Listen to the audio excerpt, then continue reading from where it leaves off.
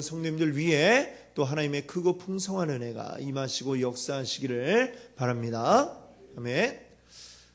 우리 함께 이 수요일 저녁에는 우리 하나님을 경험하는 삶, 하나님을 경험하는 삶에 대해서 우리가 같이 이야기를 나누고 있습니다. 그 중에 이제 오늘은 이제 제 3단원 가운데 다섯 번째 시간입니다. 오늘 함께 할 이제 제목은 사실적이고 개인적이고 실제적인 관계에 대해서 오늘 여러분과 말씀을 나누려고 합니다. 이 3단원에서 이제 우리가 다루는 것은 우리 전에 말씀드린 하나님을 경험하는 삶에 이제 7가지 실체가 있습니다. 그 7가지 가운데 두 번째죠. 자, 두 번째를 여기 여러분 나눠드린데 적어 놓았습니다. 두 번째, 자, 하나님을 경험하는 삶의 7가지 실체 밑에 2번 있죠? 자, 그것을 우리 이것도 한번 같이 읽어 보겠습니다. 자, 2번입니다. 읽습니다. 하나님은 당신과 실질적이고 개인적인 지속적인 사랑의 관계를 추구하십니다. 아멘. 자, 우리 하나님께서 우리와 개인적이고 또 지속적이면서 또 사랑의 관계를, 실질적이고 개인적이고 지속적인 사랑의 관계를 추구하신다라고 하는 이것을 우리가 오늘 또 기억할 수 있기를 바랍니다. 자, 하나님이 우리와 함께하기 원하시는데 중요한 것은 우리 지난 앞선 내용들에서 우리가 살펴보았던 것은 모든 하나님은 우리와 관계에 맺어 나가기를 원하십니다. 그런데 그때에 누가 그러면 주도권을 쥐고 이끌어가느냐? 하나님과 우리 가운데 누가 주도권을 쥐어야 합니까? 하나님이 주도권을 쥐고 이끌어 가셔야 하는 줄 믿습니다. 우리는 너무나도 부족하고 연약해서 우리가 이 관계를 주도해 나갈 수가 없습니다. 내가 주도해 나가려고 할 때에는 잘못된 길로 빠져들기 때문입니다. 그래서 하나님이 우리 모든 관계들을 이끌어 나가셔야 한다라고 하는 것이고, 또한 하나님은 그렇게 하기를 원하고 계시는 줄 믿습니다. 자, 그런데 하나님 이 관계를 해나갈 때에 어떤 주도권을 가진다고 해서 우리를 완전히 무시하고 나만 따르라 하고 무조건 이렇게 딱 끌어가시는 그런 관계가 아니라 무슨 주인과 종의 이런 관계가 아니고요. 매우 친밀한 관계로 우리와 함께하기를 원하신다는 사실을 여러분들 기억하시기를 바랍니다. 그리고 하나님이 우리와 맺기 원하시는 이 관계는 매우 실질적인 관계다라고 하는 것입니다. 실질적이라는 게 뭡니까? 그냥 우리는 친구야 하는데 1년 가도 한 번도 연락 안 하는 친구도 있죠. 그렇지 않습니까? 10년 만에 연락하는 친구는 실질적인 어떤 친구 관계라고 하기는 어렵겠죠. 그렇죠? 분명히 뭔가 실질적인 관계가 이루어지는, 계속해서 이루어지는 그런 관계를 원하시고, 또한 대중 가운데 자, 나는 우리나라 모든 사람들을 사랑합니다 라고 한다면 어때요? 물론 우리나라 같은 국민으로서 사랑하지만 그건 진짜 실질적인 사랑이 되기가 어렵겠죠.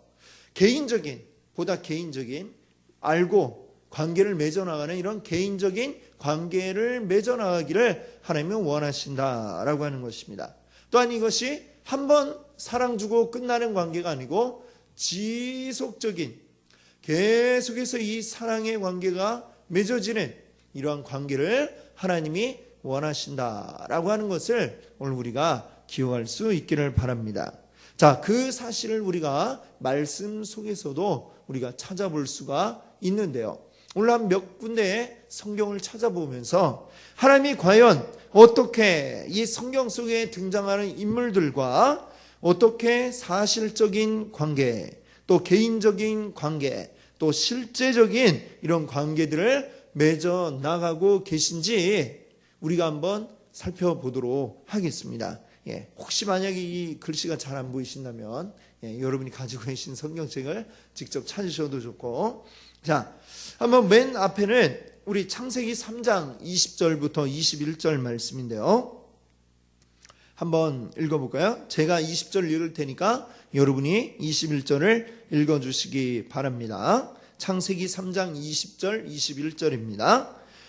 아담이 그의 아내의 이름을 하와라 불렀으니 그는 모든 산자의 어머니가 됨이더라.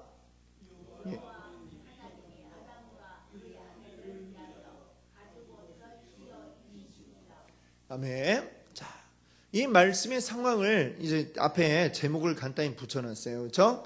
타락한 뒤에 아담과 하와라고 그랬습니다. 지금 이 얘기가 어디 나오냐? 아담과 하와가 죄 짓고 난 후에 에덴 동산에 그 먹어서는 안 될 선과 악을 알게 하는 나무의 열매를 먹은 후, 그 후에 있었던 일입니다.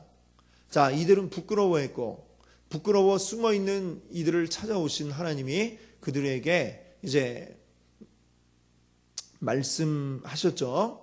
아담은 평생토록 수고해야 먹을 수 있다. 땅의 소산을 얻을 수 있다 말씀하셨고, 또 여자에게는 또 이제 아이 낳는 해산의 고통과, 그러나 그 여인의 후손 가운데 또한 그 모든 사탄의 권세를 이길 자가 나오리라 하고 하는 그 말씀을 또한 주셨죠.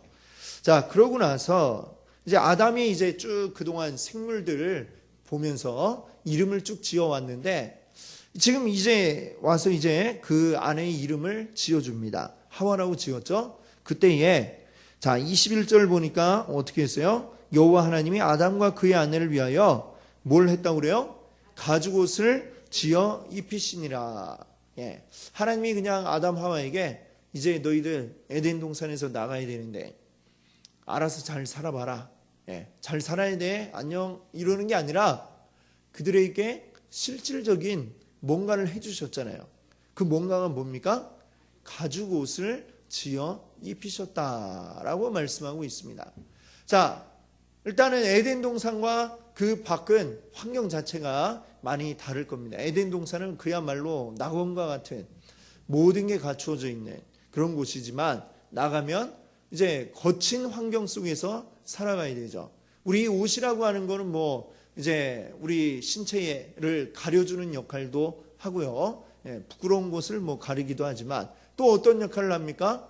추울 때는 따뜻하게 해주는 그런 역할을 하고, 또 여러 가지로 거친 것들에 내 몸이 상하는 것을 또 막아주는 역할을 하는 것이죠. 하나님께서는 직접 그 한 마리 짐승을 잡아서 그 가죽으로 이들을 위하여 옷을 해 입히셨다라고 하는 거죠. 그들이 에덴 동산에서 나아갈 때에 가장 필요할 그것, 바로 옷을 만들어 주셨다라고 하는 겁니다. 이보다 얼마나 더 실질적인 관계가 있겠습니까? 하나님이 이렇게 그냥 추상적이고 피상적인 관계가 아니고요, 실질적인 그러한 도움을 주시는 이러한 관계를 사람과 맺고 계시다라고 하는 것이죠. 자, 그러면 그 다음에 이제 나와 있는 창세기 16장 1절부터 우리 13절인데요. 이것도 한번 우리가 읽어볼 텐데, 이 얘기는 지금 어떤 얘기냐면 하갈이 사레 앞에서 도망할 때의 이야기입니다. 우리 잘 아시듯이 아브라함의 아내 본래 이름이 이제 사레죠. 사레인데 하갈은 원래는 그 종이었습니다. 그런데 어떻게 된 일인지 이제 우리 1절부터 한번 읽어볼까요? 제가 한 절 읽고 여러분들이 그 다음 절을 읽으시고 우리 교독으로 읽겠습니다. 13절은 다 같이 한번 읽어보겠습니다. 아브라함의 아내 사레는 출산하지 못하였고 그에게 한 여종이 있으니 애굽 사람이요 이름은 하갈이라.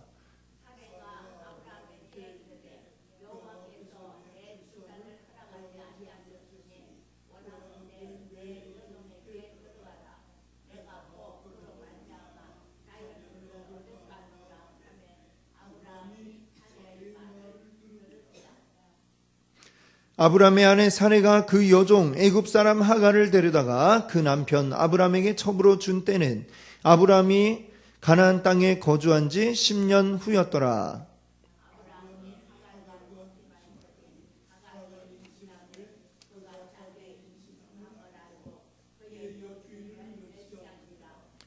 사레가 아브라함에게 이르되 내가 받는 모육은 당신이 받아야 옳도다. 내가 나의 여종을 당신 품에 두었거늘 그가 자기의 임신함을 알고 나를 멸시하니 당신과 나 사이에 여호와께서 판단하시기를 원하노라.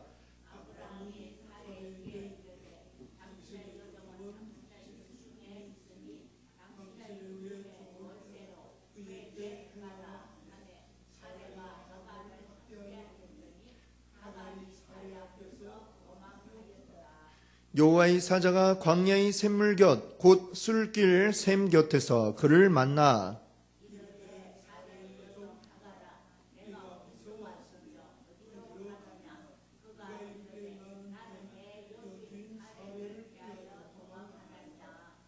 여호와의 사자가 그에게 이르되 내 여주인에게로 돌아가서 그 수하에 복종하라.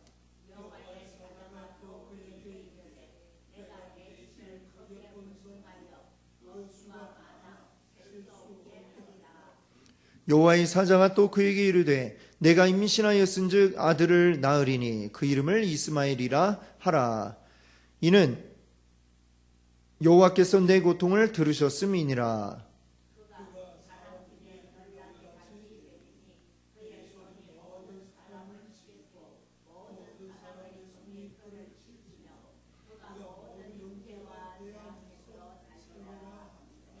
예, 함께 읽습니다. 하갈이 자기에게 이르신 여호와의 이름을 나는 하나님이라 하였으니 이는 내가 어떻게 여기서 나를 살피시는 하나님을 배웠는고 함이라. 아멘.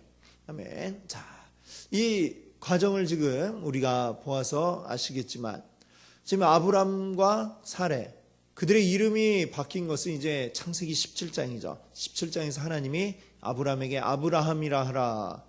예, 만국의 아버지라는 뜻으로 주시고 또 사레는 사라 그래서 또 이렇게 이름을 주셨는데 그 이전이죠. 창세기 16장이니까 지금 하나님의 약속을 가지고 이들이 쭉 따라왔습니다.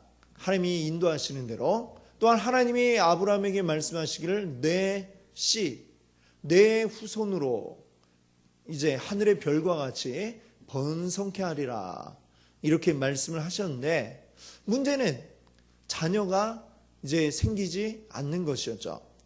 아이가 생기지 않았습니다.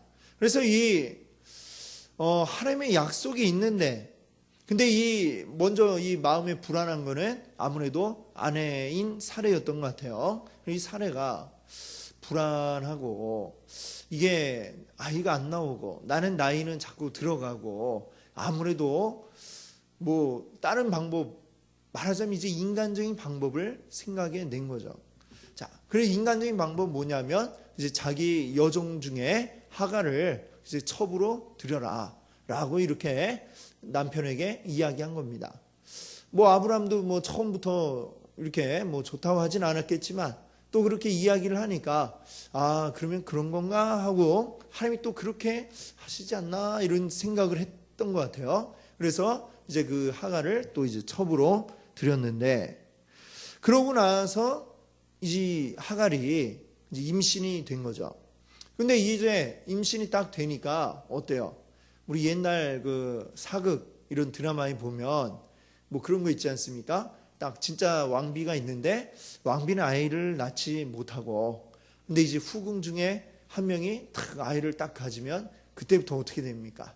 완전히 뭐 이제 중전은 그냥 뭐 저리 가라 뭐 이렇게 되는 거죠. 완전히 이제 뒤바뀌는 입장이 되는 것처럼 꼭 그 모습처럼 이제 하갈이 자기는 이제 아이를 가졌다 이거죠.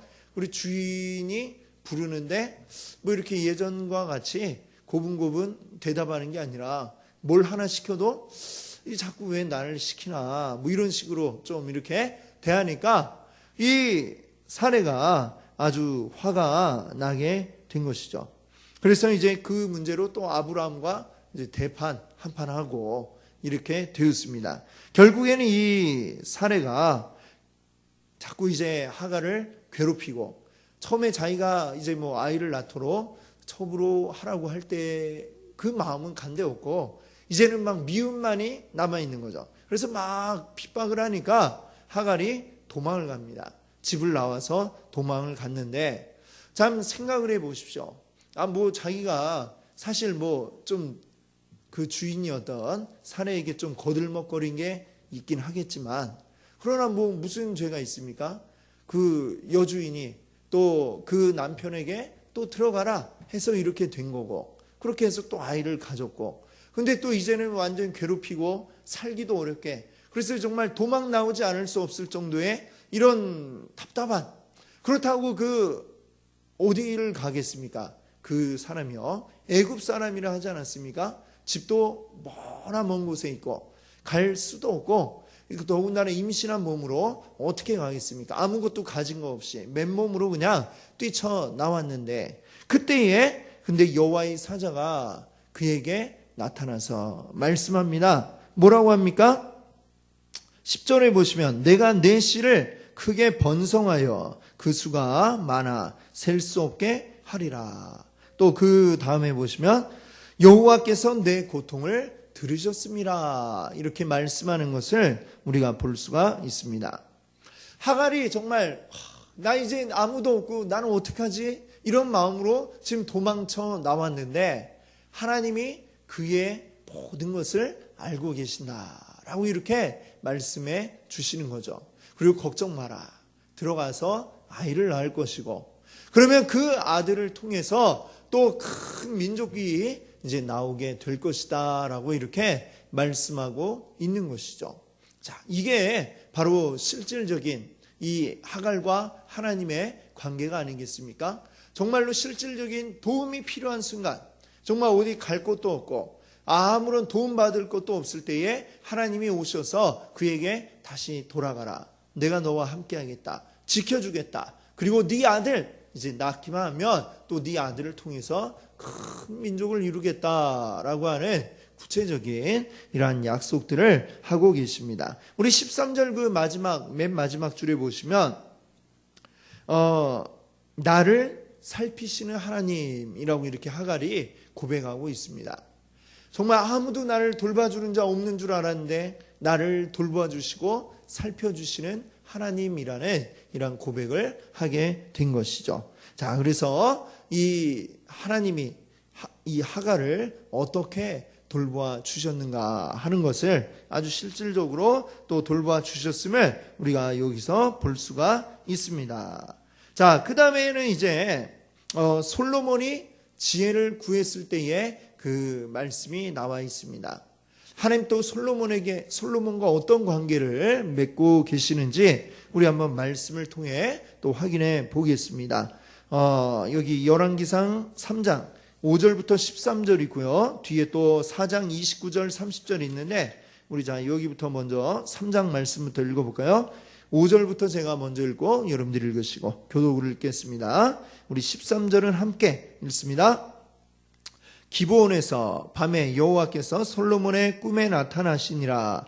하나님이 이르시되 내가 네게 무엇을 줄꼬 너는 구하라.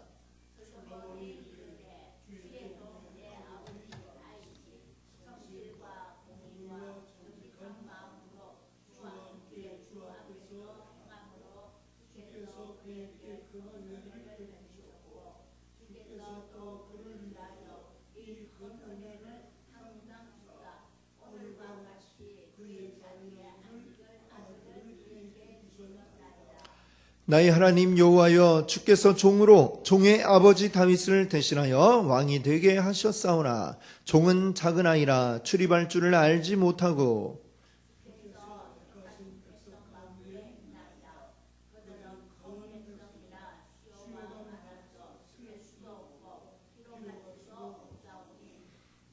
누가 주의 이 많은 백성을 재판할 수 있사오리이까. 듣는 마음을 종에게 주사 주의 백성을 재판하여 선악을 분별하게 하옵소서.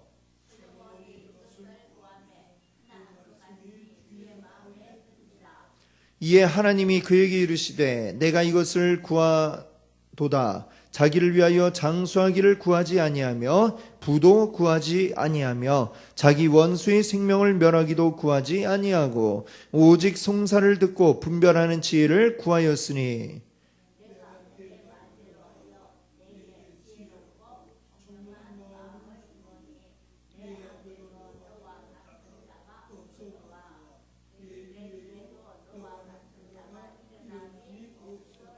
함께 읽습니다. 내가 구하지 아니한 부귀와 영광도 내게 주노니 내 평생의 왕들 중에 너와 같은 자가 없을 것이라. 아멘. 자, 우리 열왕기상 4장 29절 30절도 읽어보겠습니다. 29절 제가 먼저 읽고 30절 여러분들 읽어주세요. 하나님이 솔로몬에게 지혜와 총명을 심히 많이 주시고 또 넓은 마음을 주시되 바닷가의 모래같이 하시니.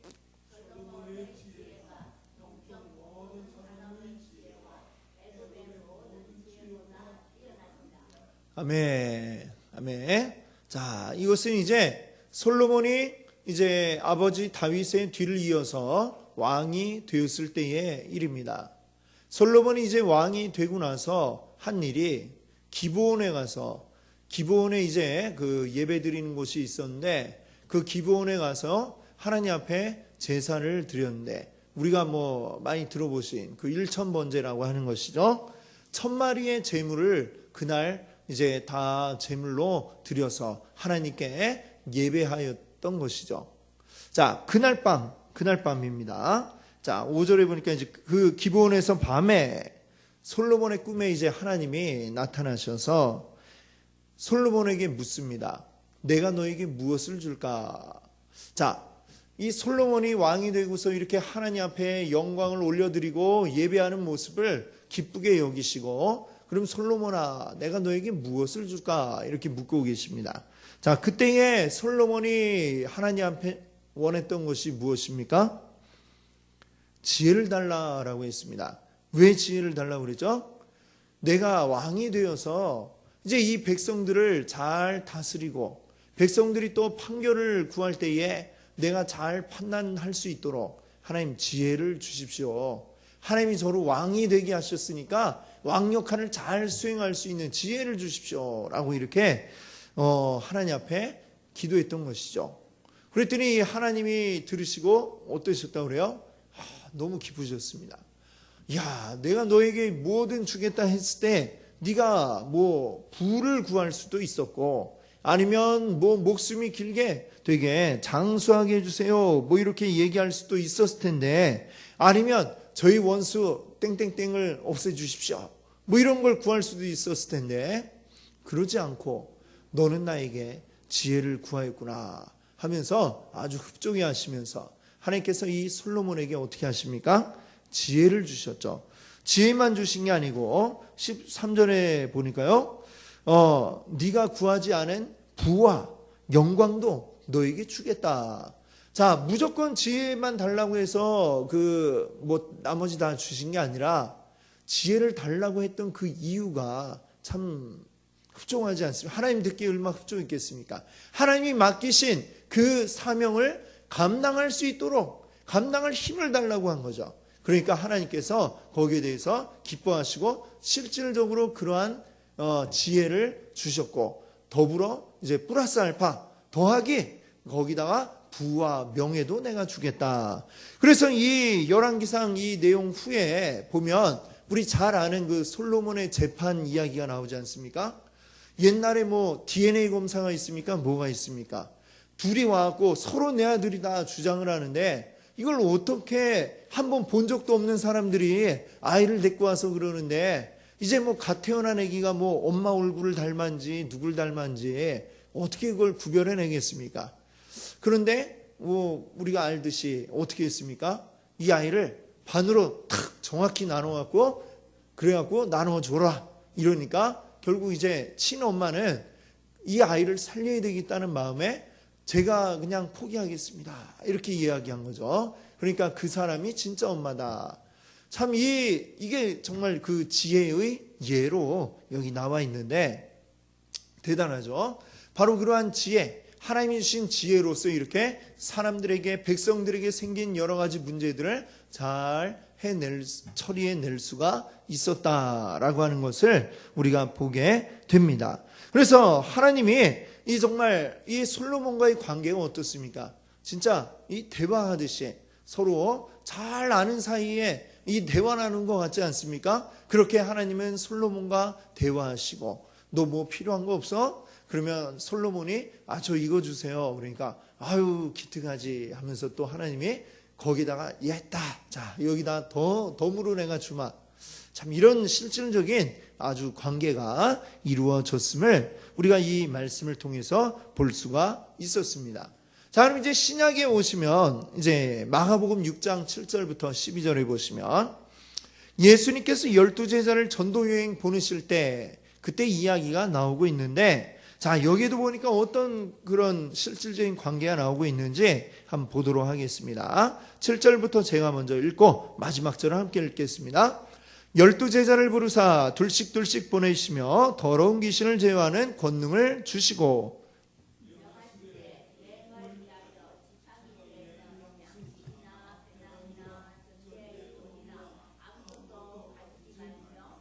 신만 신고 두 벌 옷도 입지 말라 하시고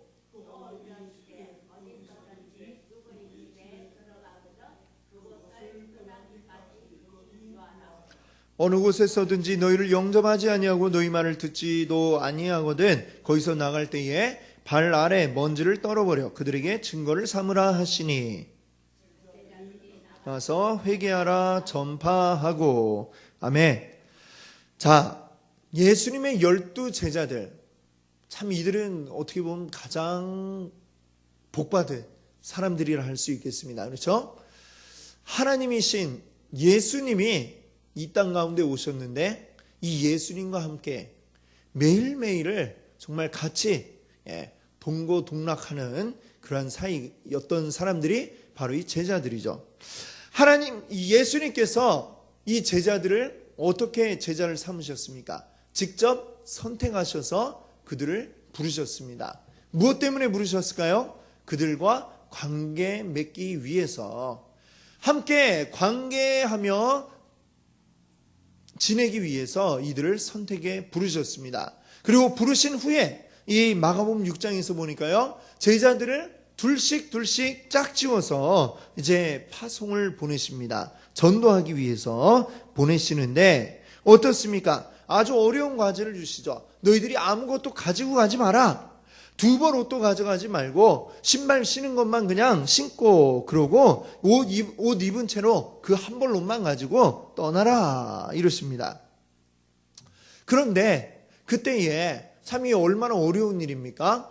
그래서 예수님은 이들만 그냥 가도록 하지 않으시고 더불어 그들과 함께하기 위해서 자, 그들에게 능력을 주십니다. 어떤 능력을 주시죠? 7절 말씀에 나오죠. 귀신을 제어하는 권능을 주셨다라고 말씀하십니다. 그들이 전도를 떠날 때에 그들이 가서 만나는 실질적으로 능력 행할 수 있는 그 능력을 그들에게 부어주시고 귀신을 제어하고 쫓아낼 수 있는 이 능력을 주시고 그들을 파송하신 이 모습을 우리가 볼 수가 있습니다. 아, 이 얼마나 정말 아주 정말 실질적이고 아주 사실적인 그런 관계가 아니겠습니까? 이 제자들이 어떻게 가서 할 수 있을까? 지금까지 내가 가르쳐 왔지만 어떻게 해야 그들을 할 수 있을까 생각하셔서 그들을 돕기 위한 권능을 그들에게 부어주셨다는 것이죠. 자, 그 뒤에 보면 이제 베드로의 이야기가 또한 나오고 있습니다. 예수님의 수제자였던 이 베드로. 자, 지금 이제 사도행전에서는 예수님이 이제 죽으시고 부활하시고 승천하신 이후에 자, 그 다음에 베드로가 옥에 갇혔습니다. 자, 옥에 갇혔을 때에 백발백중 이제 죽는 일만 남았습니다. 이 앞에 보면요, 무슨 일이 있냐면 2절에 보면 요한의 형제 야고보를 칼로 죽였다라고 그랬습니다. 그렇죠? 야고보가 죽었습니다. 예수님의 제자 가운데 한 사람인 야고보가 죽었어요. 자, 그 다음에 사람들이 막 좋아하는 걸 보니까 옳거니 이렇게 생각을 하고 한 명 더 잡아들였는데 아주 거물로 또 잡아들인 거죠. 바로 베드로를 잡아들였습니다. 감옥에 가둬놨습니다. 자, 이제 날이 새면 아마도 헤롯 왕은 베드로마저도 죽일 겁니다. 자, 그때에 하나님은 어떻게 하셨는가 한번 볼까요? 자, 여기 3절부터 한번 우리 볼까요? 3절부터 마지막 절까지 한번 읽어보겠습니다. 3절부터 읽겠습니다. 유대인들이 이 일을 기뻐하는 것을 보고 베드로도 잡으려 할새 때는 무교절 기간이라.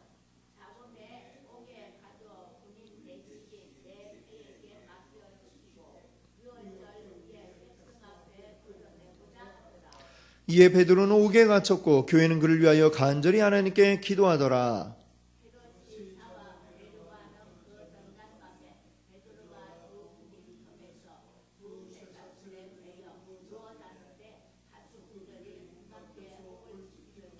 호련히 주의 사자가 나타나매 옥중에 광채가 나타나며 또 베드로의 옆구리를 쳐 깨워 이르되 급히 일어나라 하니 쇠사슬이 그 손에서 벗어지더라.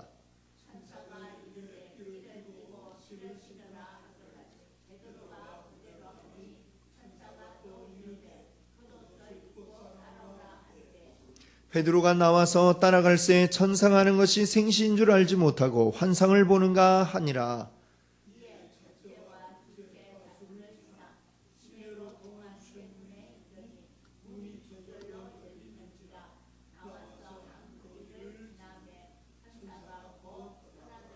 이에 베드로가 정신이 들어 이르되 내가 이제야 참으로 주께서 그의 천사를 보내어 나를 헤롯의 손과 유대 백성이 모든 기대에서 벗어나게 하신 줄 알겠노라 하여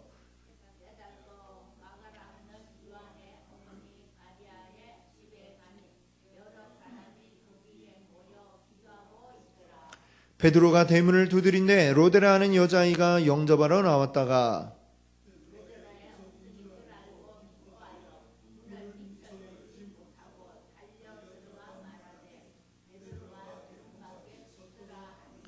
그들이 말하되 내가 미쳤다 하나 여자아이는 힘써 말하되 참말이라 하니 그들이 말하되 그러면 그의 천사라 하더라.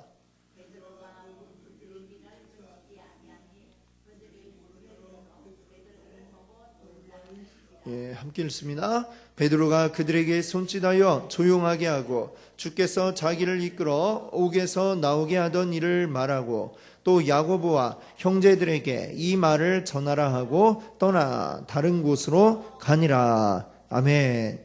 자, 이제 베드로가 지금 옥에 갇혀서 이제 내일이면 곧 죽을 판인데 참 이 베드로 아주 편안하게 옥에서 잘 자고 있었습니다. 그 자고 있는 베드로에게 천사가 나타났죠. 나타나서 깨우는데 안 일어나니까. 그러니까 막 이제 베드로 옆구리를 쳤다고 그랬죠. 아마 발로 누워있는 이 베드로 옆구리를 팍 찬 것 같아요. 빨리 일어나 하고 이렇게.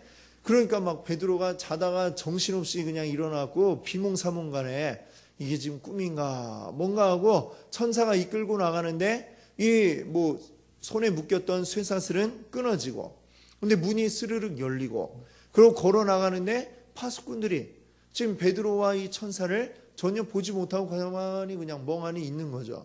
그리고 쓱 나가는데 워낙 이게 말도 안 되는 상황이니까 베드로는 내가 지금 아직도 꿈속인가 보다 이러면서 계속 따라가는 겁니다.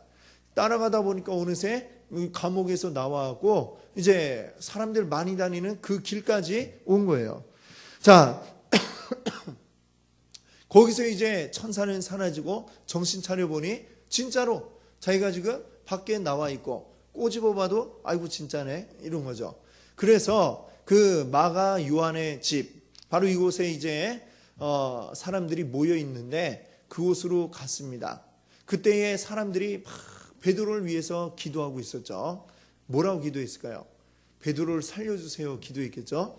근데 그렇게 기도했는데 기도가 이루어졌는데 더 웃긴 거는 밖에 베드로가 왔다고 아이가 문 밖에 서 있는 베드로를 보고 우와 우리 기도대로 됐다고 문 열어주고 가서 얘기해도 될 텐데 너무 기쁜 나머지 집에 그냥 뛰어들어가고 베드로가 왔어요 하고 막 이렇게 이야기하니까 사람들이 너 어디 아프니 이러면서 재미있죠. 마치 비 오게 해주세요 기도하면서 우산을 안 갖고 온 것과 그런 이야기지만 그런데 결국 계속 밖에서 문을 두드리니까 나가서 문을 열어보니까 진짜로 베드로가 있었다라고 하는 그 이야기입니다. 자, 감옥에 갇혀있는 베드로, 그 베드로에게 가장 필요한 게 뭡니까? 그 감옥에서 나오는 거죠. 이보다 더 드라마틱한 이 이야기가 어디 있겠습니까? 하나님이 그를 이끌어내셔서 그 철통 같은 감옥에서 베드로를 구출해 주셨습니다. 자유의 몸이 될 수 있도록 만들어 주셨다는 것이죠. 아주 베드로에게 가장 필요했던 그것을 하나님이 이루어 주시는, 정말 초자연적인 방법으로 이루어 주신 이야기가 여기에 나와 있는 것입니다. 자, 계시록 말씀해 보시게 되면, 계시록에 보면 이 요한계시록은 어떤 상황에서 이 사도 요한이 쓴 책이냐면, 나중에 반모라고 하는 섬에 유배를 갑니다. 갇히게 된 거죠. 감옥 같은 섬에 갇혔습니다. 이 섬은 아주 살기가 아주 힘든 척박한 그런 곳이라고 그래요. 낮과 밤의 기온차가 굉장히 심하고, 사람들, 그냥 죄 지은 사람들 유배시키는 바로 그런 곳이었습니다. 자, 그곳에 이제 갇혀 있는 이 요한에게 하나님이 이제 이 계시록의 말씀들을 보여주시는 겁니다. 계시록 1장 1절을 보게 되면 이런 말씀이 있어요. 주님께서 속히 될 일을 내가 그 종들에게 보이시려고 그 천사를 그 종 요한에게 보내매, 이런 말씀이 있습니다. 자, 장차 이제 이루어질 일들, 이 땅 가운데 이루어질 하나님의 역사들을 알려주시려고 그 천사를 보내서 예수님이 이 요한에게 이 요한계시록의 말씀을 보여주셨다라고 하는 것입니다. 자, 그 이야기가 이제 쭉 나오고 있습니다. 9절 마지막에 보면 반모라는 섬에 있었더니 라고 이렇게 이야기하죠. 지금 반모 섬에 있다, 자기가 그 얘기를 하고요. 그 다음에 17절 마지막에 보시면 나는 처음이요 마지막이니 곧 살아있는 자라, 내가 전에 죽었었노라. 자, 이 예수님 자신을 지금 이야기하고 계십니다.